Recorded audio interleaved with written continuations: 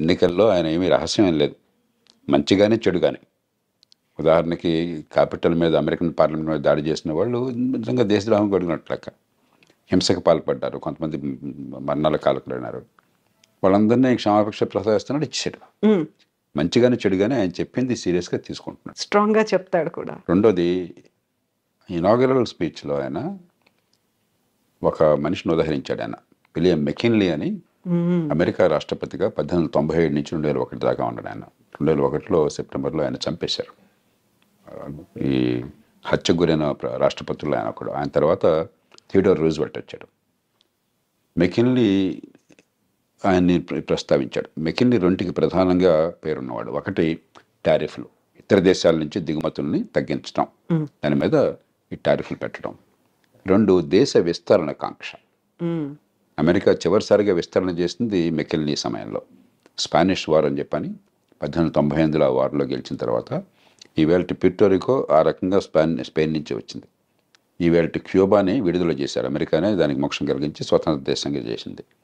అట్లాగే ఆయన కాలంలోనే ఈ హవాయి రాష్ట్రం అది అమెరికాలో కలిపేసుకున్నారు. ఫిలిప్పీన్స్ స్పానిష్ వార్లో స్పానిష్ కాలనీ, అది అమెరికా చేతుల్లోకి వచ్చిన తర్వాత స్వతంత్ర దేశంగా అయింది. కాబట్టి ఆయన పనామా కెనాల్ గురించి కానీ మరోదాన్ని గురించి కానీ మాట్లాడుతుంటే చాలా సీరియస్గా తీసుకోవాలి. ఎందుకంటే ఆ మెకిన్లీ ప్రభావం ఏమైందని ఆయన స్పష్టంగా చెప్తున్నాడు. మూడోది, ట్రంప్లో ఏమిటంటే ట్రాన్సాక్షనల్ మ్యాన్, పెద్ద సిద్ధాంతాలు అలాంటివి ఏమి పెద్దగా ఉండవు ఆయనకి. ఆ సందర్భాన్ని బట్టి ఏది లాభం అనుకుంటే తన దేశానికి, తాను నమ్మిన లక్ష్యాలకి, దానికి ఆయన సిద్ధం. అప్పటికప్పుడు నిర్ణయాలు ఉంటాయి. డీల్ మేకింగ్ ఆయన ఎప్పుడు కూడా గర్వంగా చెప్తుంటాడు, నేను డీల్స్ బాగా చేస్తాను, ఒప్పందం చేసుకుంటాను, వాడికి కావాల్సింది ఇస్తాను, నాకు కావాల్సింది తీసుకుంటానని చెప్పని. కాబట్టి ఉడుపుగా ఆయనతో ఫైట్ చేయాలి. అంతే తప్ప సిద్ధాంతం ప్రకారం ట్రంప్తో ఫైట్ చేస్తే సిద్ధాంతం ఆయనకు లేనప్పుడు ఉపయోగం లేదు. అంచేత ఈ 4 ఏళ్ల కాలం ప్రపంచం అంతా కూడా ఆ ప్రభుత్వం అక్కడ ప్రజల మనస్తత్వాన్ని గుర్తించి, ముఖ్యంగా భారతదేశం లాంటి దేశం చాలా లాఘవంగా మన ప్రజలను కాపాడుకుంటూనే మరి అవతల వాళ్ళ ఎక్కడ గట్టిగా ఉన్నారో గమనించి మన అవసరం మేరకు ఇచ్చిపుచ్చుకునే ధోరణి ఉండాలి. సో ఇప్పుడు జన్మతః వచ్చే పౌరసత్వాన్ని రద్దు చేశాము అన్న తర్వాత అక్కడున్న వాళ్ళకి లాభమా, మనకి నష్టం జరుగుతోందా? ఎలా ఉంది సార్ పరిస్థితి అనేది? మొట్టమొదటిది, ఇది రాజ్యాంగ రీత్యా సాధ్యం కాదు. అమెరికన్ రాజ్యాంగంలోనే అమెరికా గడ్డ మీద పుట్టిన వాళ్ళకి పుట్టుకతో పౌరసత్వం వస్తుందని చెప్పి రాసుకున్నారు. పుట్టుకతో పౌరసత్వం వస్తే అతను తీసేయడానికి లేదు ఆ పౌరసత్వాన్ని. రెండోది, పుట్టుకతో పౌరసత్వం ఉన్న వాళ్ళకి కొన్ని పదవులకు అర్హులు. ఉదాహరణకి అమెరికన్ రాష్ట్రపతి, ఉపరాష్ట్రపతి లాంటి వాళ్ళు పుట్టుకతో పౌరసత్వం ఉన్న వాళ్ళు మాత్రమే అర్హులు. మిగతా పౌరులు, ఇతర దేశాల నుంచి పోయిన వాళ్ళు పౌరులుగా ఉంటే అర్హులు కాదు. అలా పెట్టుకున్నారు వాళ్ళు. కాబట్టి అది సాధ్యం కాదు. కానీ ఆయన ఎందుకు చేశాడంటే ఆయన 2 కారణాలుగా, ఒక బలమైన సంకేతాన్ని ఇవ్వాలి, అక్రమ వలసదారులకి వ్యతిరేకము, నేను ఇక క్షమించను అని చెప్పడానికి. రెండోది, ఇది ఖచ్చితంగా సుప్రీంకోర్టు దాకా పోతుంది. అమెరికాలో తుమ్మిన దగ్గర సుప్రీంకోర్టు దాకా వెళుతుంది. ఎందుకంటే అది లిటిగేటియస్ సొసైటీ. ప్రతిదానికి ఒక కోర్టుల వివాదాలు, దావాలు, ఆ దేశ సాంప్రదాయంలో భాగం అది, ఆ దేశం జన్యువుల్లో భాగం అది. సుప్రీంకోర్టుకి వెళుతుంది. 199 పాళ్ళు సక్రమంగా ఆ దేశంలోకి చట్టబద్ధంగా ప్రవేశించిన వాళ్ళు సంతానం కనుక అయినట్టయితే దాని పౌరసత్వాన్ని సుప్రీంకోర్టు కాదనలేదు. కానీ అక్రమంగా ప్రవేశించిన వాళ్ళైతే, అన్డాక్యుమెంటెడ్ ఇమిగ్రెంట్స్ అంటాం, వాళ్ళకి ఇప్పుడు వాళ్ళ పిల్లలకి పుట్టుకతో పౌరసత్వం ఇవ్వవద్దన్న విషయంలో బహుశా సుప్రీంకోర్టు మరి ఇంకొక స్టాండ్ తీసుకోవచ్చు.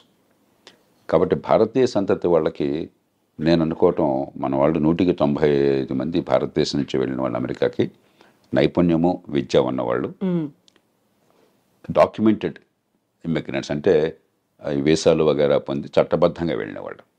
కాబట్టి వాళ్ళకి ఇబ్బంది ఉండకపోవచ్చు.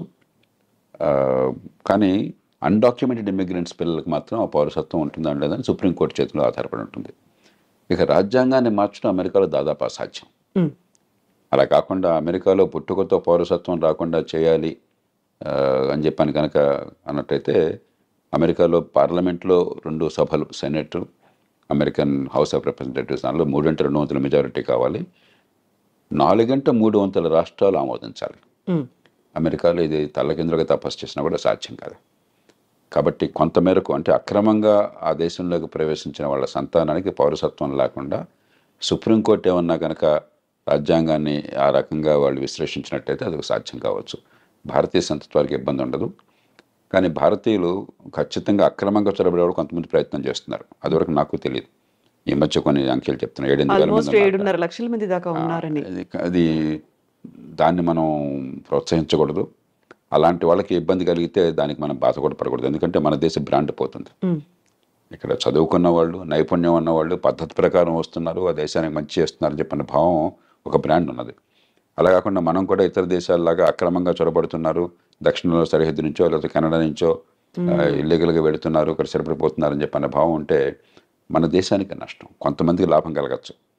కాబట్టి దానికి మనం చింతించాల్సిన అవసరం లేదు. వాళ్ళ పట్ల కఠినంగా వ్యవహరించినట్టయితే అమెరికాలో దానికి మనం చింతించాల్సిన అవసరం లేదు. ఇప్పుడు కెనడా, మెక్సికో మీద దిగుమతి సుంకాలు విపరీతంగా పెంచారు. ఆల్మోస్ట్ 25% ఉన్నాయి అనుకున్నప్పుడే విదేశాలతో సత్సంబంధాలు ఎలా ఉంటాయి, ద్వైపాక్షిక ఒప్పందాలు ఎలా ఉంటాయి అనేది కూడా కీలకంగా అయింది కదా సార్.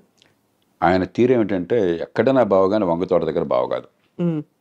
కాబట్టి నువ్వు కెనడానా, మెక్సికోనా, యూరప్పా, ఇండియానా నాకు అనవసరం. నాకు లాభం ఏంటి, నా నుంచి నువ్వు పొందుతున్నావు, నాకు రావట్లేదు అనుకుంటే వెంటనే ఆయన ఎదురు తిరుగుతాడు. కెనడా, మెక్సికోలు తీసుకున్న ఉదాహరణకి మంచి ఉద్దేశంతో అమెరికా ఏం చేసినట్టు north American free trade agreement అని చెప్పని బిల్ క్లింటన్ కాలంలో నాఫ్తా అంటారు. దాంతో ఏమైందంటే కెనడా నుంచి కానీ మెక్సికో నుంచి కానీ దిగుమతులు అమెరికాకి, లేకపోతే అమెరికా నుంచి ఆ దేశాలకు ఎగుమతులు ఏమీ సుంకాలు లేకుండా, ఏ రకమైన అడ్డంకులు లేకుండా వచ్చే ఏర్పాటు జరిగింది. దాంతో ఏమైంది, అమెరికాలో కొంచెం ఖర్చు ఎక్కువ, తలసరి ఆదాయం ఎక్కువ కాబట్టి, లేబర్ కాస్ట్ చాలా ఎక్కువ కాబట్టి, ఆ కాస్ట్ ఆఫ్ ప్రొడక్షన్ తగ్గించడం కోసం అమెరికన్ వ్యాపారవేత్తలు చాలామంది కెనడాలో పెద్ద పెద్ద ఎత్తున పరిశ్రమలు పెట్టారు. ఉత్పత్తి కెనడాలో జరుగుతుంది, ఆ కార్లు కానీ మిగతావి కానీ అమెరికాకు వెంటనే సరిహద్దే కదా, పక్క దేశమే కదా, అమెరికాకు వెంటనే వచ్చేస్తున్నాయి. అమెరికన్ వినియోగదారులకు లాభం జరుగుతుంది, కానీ అమెరికన్ ఉత్పత్తిదారులు నష్టపోతున్నారు. సమస్య వినియోగదారులకేమో చవకగా మంచి మన్నికల వస్తువులు కావాలి, ఉత్పత్తి చేసేవాడికి మనకు లేబర్ మార్కెట్లో ఉద్యోగాలు దొరకాలని చెప్పంటే మన దేశంలో ఉత్పత్తి జరగాలి. ఈ రెండింటికి మధ్య క్లాష్ ఉన్నది. ఇక్కడ ఏంటంటే ట్రంప్ ఆయన పార్టీ ఈ ఉత్పత్తిదారుల పక్షం వహించారు. మన దేశంలో మన వాళ్ళకి ఉద్యోగాలు రావాలి, వాళ్ళకి ఏమిటి రావటం అని చెప్పన్నది. అలాగే అంతకంటే అమెరికాకు చాలా ఇబ్బంది కలిగించేది ఏంటంటే చైనా వాళ్ళు అర్థం చేసుకున్నారు, మన మీద ఆంక్షలు పెడతారు ఉన్న కొద్దికిని. ఎందుకంటే అదివరకు జపాన్కు చాలా అమెరికా భావించేవాడు రొనాల్డ్ రేగన్ కాలంలో. జపాన్ అన్ని ఎగుమతి చేస్తుంది, మనం పెద్ద ఎగుమతి చేయలేకపోతున్నాం వాళ్ళకి, మన దేశం మొత్తం వాళ్ళ వశమైపోతుంది, మన డబ్బంతా వాళ్ళ చేతుల్లో చేరుతుందనే భావం బలంగా ఉండేది. ఇప్పుడు చైనా మీద అలాంటి భావం ఉన్నది. చైనాతో ట్రేడ్ సర్ప్లస్, చైనాకి $200-300 బిలియన్ ట్రేడ్ సర్ప్లస్ ఉంది అమెరికాతో. కాబట్టి డాలర్లన్నీ కొన్ని ట్రిలియన్ల డాలర్లు చైనాలో పోగొడుతున్నాయి. మరి మనం వదిలేస్తే పూర్వం జపాన్ వాళ్ళు అమెరికాలో పెద్ద కంపెనీలు కొన్నట్టుగా చైనా వాళ్ళు కూడా అమెరికా ఆర్థిక వ్యవస్థను సొంతం చేసుకుంటారు. కాబట్టి అది జరగకూడదు అని చెప్పని ఆంక్షలు పెడుతుంటే చైనా వాళ్ళు ఏం చేస్తున్నారు తెలివిగాను, మెక్సికోలో ఫ్యాక్టరీలు పెట్టారు. మెక్సికో సంతోషంగా ఆహ్వానిస్తుంది, ఏ దేశాన్ని విదేశీ పెట్టుబడులను ఆహ్వానిస్తుంది. మనం కూడా ఎవరైనా పెట్టుబడులు పెడతామంటే మనం సంతోషంగా రమ్మని చెప్పంటాం మన దేశంలోకి. కాబట్టి చైనా వస్తువులు చైనా నుంచి రాకుండా మెక్సికో నుంచి వస్తున్నాయి. ఈ రెండు కారణాలుగా ఆయన గట్టిగా విరుచుపడుతున్నాడు. మూడో దానికి కోపం ఏమిటంటే దానికి కొంత ఆధారాలు కూడా ఉన్నాయి. అమెరికా ఇవాళ ప్రపంచంలో మాదక ద్రవ్యాలు, ఈ డ్రగ్స్కి ప్రపంచ క్యాపిటల్ అయిపోయింది. డిమాండ్ అక్కడ విపరీతంగా ఉన్నది. కొన్ని కోట్ల రూపాయలు ఖర్చు పెట్టడానికి సిద్ధంగా ఉన్నారు అక్కడ జనం కొనటం కోసం చెప్పని. మత్తుకి అలవాటు పడ్డ వాళ్ళు చాలామంది ఉన్నారు, బానిసలు అయిపోయినారు. అవన్నీ ఎక్కడి నుంచి వస్తున్నాయి? వాళ్ళకి సముద్రం నుంచి రావడం చాలా కష్టం, భూభాగం నుంచి మెక్సికో నుంచి వస్తున్నాయి. ఎప్పుడైతే దీనిలో కొన్ని కోట్ల డాలర్ల లాభం ఉన్నదో కార్టెల్స్, బలమైన సంఘటిత నేరస్తులు, గతంలో మాఫియాలు అనేవాళ్ళం, ఈ మాఫియాలు డ్రగ్ కార్టెల్స్ అంటాం, వాళ్ళు $100 బిలియన్ల డబ్బులు చేసుకుంటున్నారు. అంత డబ్బులు ఉన్నాయి కాబట్టి విపరీతమైనటువంటి హింస, నేరాలు, మామూలు నేరాలు కాదు, ఎదురొస్తే వాడిని సఫా చేయటమే, అంత దారుణంగా ఉండదు. కాబట్టి వాళ్ళని అరికట్టాలని చెప్పన్నా కూడా దక్షిణ బార్డర్, ముఖ్యంగా మెక్సికో బార్డర్తో ఒకటి ఇమిగ్రెంట్స్ రాకుండా ఆపాలి, రెండు ఇది డ్రగ్స్ రాకుండా ఆపాలి. అందుకనే ఆయన డ్రగ్ కార్టెల్స్ని టెర్రరిస్టులుగా ప్రకటించాడు. అప్పుడు అమెరికన్ చట్టం కింద చాలా అధికారాలు వస్తాయి రాష్ట్రపతికి. అవసరమైతే మెక్సికోలోకి తన సైన్యాన్ని పంపించి దాడులు చేసి వాళ్ళని చంపే హక్కు కూడా వస్తుంది అనమాట. అంచేత మెక్సికో విషయం ప్రత్యేకం. కానీ మొత్తం మీద ఖచ్చితంగా ఆయన చైనా మీద కానీ, చివరికి వీలుంటే అవసరమైతే మన మీద కానీ ఆయన అవసరమైతే టారిఫ్లు పెడతాడు. ఎందుకంటే మనతో ఉదాహరణకి పెద్ద చైనా లాగా కాకపోయినా మనకు కూడా 15-20 బిలియన్, 20-25 బిలియన్ డాలర్లు, 30 బిలియన్ డాలర్లు మనకి సర్ప్లస్ ఉన్నది. అమెరికా ఒక్కటే పెద్ద దేశం. భారతదేశం ట్రేడ్ సర్ప్లస్ ఉన్న దేశం అమెరికా ఒక్కటే పెద్ద దేశాల్లో. 35 బిలియన్ డాలర్లు. చైనాతో మనకి 90-100 బిలియన్ డాలర్ల లోటు ఉన్నది.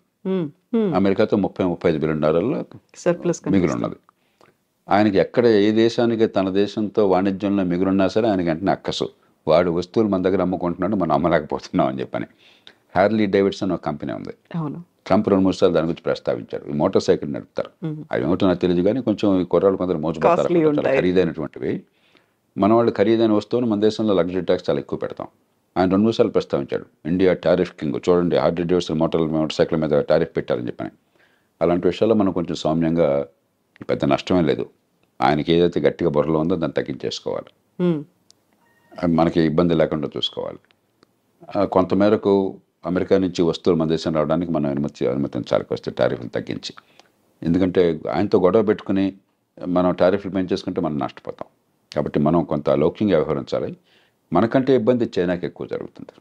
ఎందుకంటే చైనా మీద చాలా అక్కసు ఉన్నది, ఒకటి అమెరికాతో ధీటుగా ఉన్నదని. రెండోది, ఈ మధ్య గట్టిగా ఆయన చేసిన ప్రకటన దాన్ని కూడా సీరియస్గా తీసుకోవాలి. కొంతకాలం క్రితం ఈ బ్రిక్స్ దేశాలు, ప్రధానంగా చైనా, రష్యా, భారత్, ఈ 3 మిగతా దేశాలకు 7 ఉన్నాయి. ఇవన్నీ ఏమిటంటే డాలర్కి పోటీగా వేరే కరెన్సీని పెంచాలని చెప్పని ఒక ఆలోచన చేశారు. ఏషియన్ కరెన్సీ యూనిట్ అని, ఏసీయూ అని, లేకపోతే మరో పేరుతోనూ బ్రిక్స్ కరెన్సీ ఒకటి పెట్టాలని. ఈ లావాదేవీలు ఈ దేశాల మధ్య డాలర్ అవసరం లేకుండా ఎగుమతులు దిగుమతులు జరిగినాయి అనుకోండి. ఉదాహరణకి రష్యా ఉంది. రష్యాతో ఇప్పుడు డాలర్ల వాణిజ్యం సాధ్యం కాదు అమెరికా ఆంక్షల వల్ల. మనకి రష్యా వాళ్ళ ఆయన ముడి చమురు పంపిస్తుంది. మనం డబ్బులు ఎలా ఇస్తున్నాం వాళ్ళకి? రూపాయలు ఇస్తున్నాం. రష్యాకి రూపాయలు ఉపయోగం లేదు. అలా కాకుండా ఈ అన్ని దేశాలకు ఒక కరెన్సీ ఉందనుకోండి, ఆ కరెన్సీ మనం కూడా వాడడం మొదలెట్టామనుకోండి, రష్యా దగ్గర ఆ కరెన్సీ చేరినప్పుడు మన దేశం లోంచి ఎగుమతులు వాళ్ళకి ఏం లేకపోయినా అదే కరెన్సీ చైనాలో చలామణి అయిందనుకోండి, చైనా నుంచి వాళ్ళు బోర్డు ఎగుమతులు తీసుకోవచ్చు. చైనా అంతా ఎగుమతి చేసే దేశం కదా, ఇట్లా పనికి వస్తుంది ఈ 9-10 దేశాలు. ఒక ఆలోచన ఉన్నది. ఆయన నిర్మోహటంగా చెప్పాడు, మీరు కనుక అలాంటి ఆలోచన పెట్టినట్టయితే మీ మీద 100% టారిఫ్లు పెడతానన్నాడు. కాబట్టి అది ఆలోచన మనం పూర్తిగా దానికి దూరం అయిపోవాలి. ఎందుకంటే మనం అమెరికాతో కయ్యానికి దిగి నష్టపోయే శక్తి మనకు లేదు. చైనా లాంటి దేశాలకి ఇలాంటిది పెరగాలని కోరుకుంటుంది. కాబట్టి ఇలాగా మనం ఒడుపుగా వ్యవహరించాలి ఖచ్చితంగా. కానీ మొత్తం మీద చూస్తే ప్రపంచంలో ఇతర దేశాలతో పోలిస్తే పెద్దగా ఇబ్బందులు లేకుండా ఉండే దేశం భారతదేశం. ట్రంప్ వల్ల అమెరికాతో మనకున్న సత్సంబంధాలు, వాళ్ళకి మనకి ప్రపంచంలో సమానమైన ప్రాపంచిక దృక్పథం ఉన్నది. ఇప్పుడు చైనాను గురించి కానీ, ఇతర దేశాలను గురించి కానీ, మరి కొన్ని విలువల విషయంలో కానీ అమెరికాకి మనకి విభేదాలు ఏం లేవు, పూర్వకాలంలాగా కాదు. ఈ చిన్న చిన్న విషయాలు, వాణిజ్యపరమైన విషయాలు అంటే మనం సర్దుకుపోవచ్చు.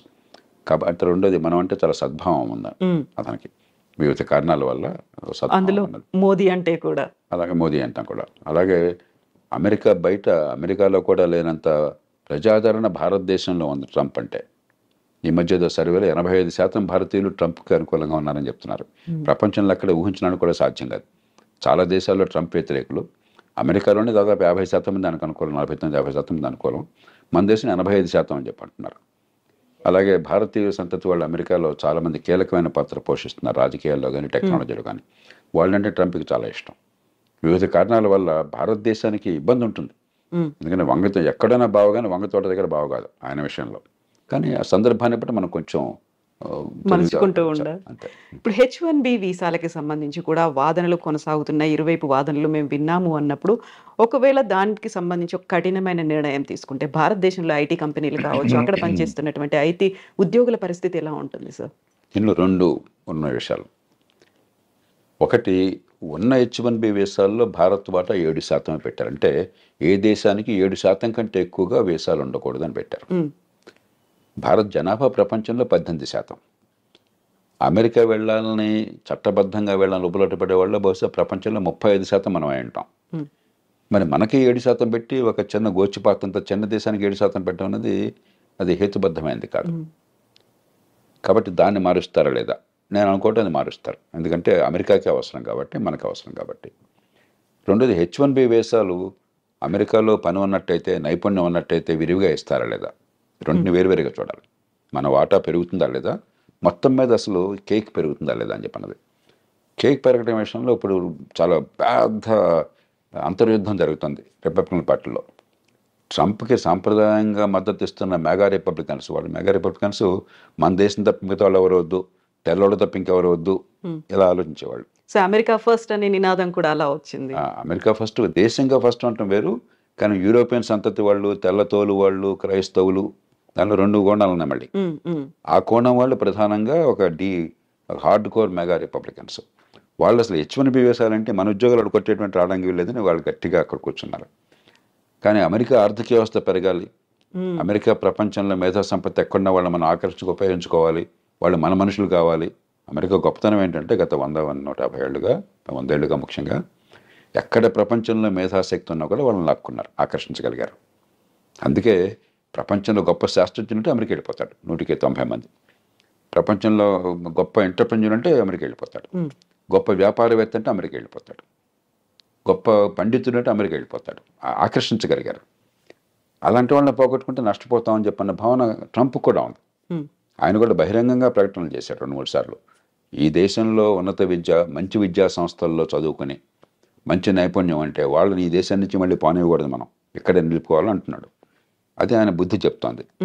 కానీ హృదయం ఏం చెప్తోంది? ఈ మెగా రిపబ్లికన్స్ వల్ల ఈ తెల్లతోలు వాళ్ళు తప్ప, యూరోపియన్ సంతతి వాళ్ళు తప్ప, క్రైస్తవులు తప్ప, మన జాతి వాళ్ళు తప్ప మిగతా వాళ్ళు రావటం ఏంటని ఇంకోటి ఉంది.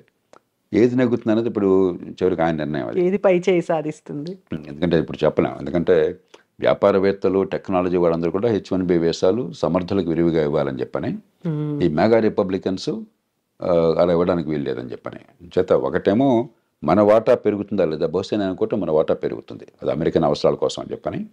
కానీ మొత్తం మీద కేక్ పెరుగుతుందా లేదా అని చెప్పన్నది పెద్ద సిద్ధాంతపరమైన చర్చ తీవ్రంగా జరుగుతుంది అమెరికాలో.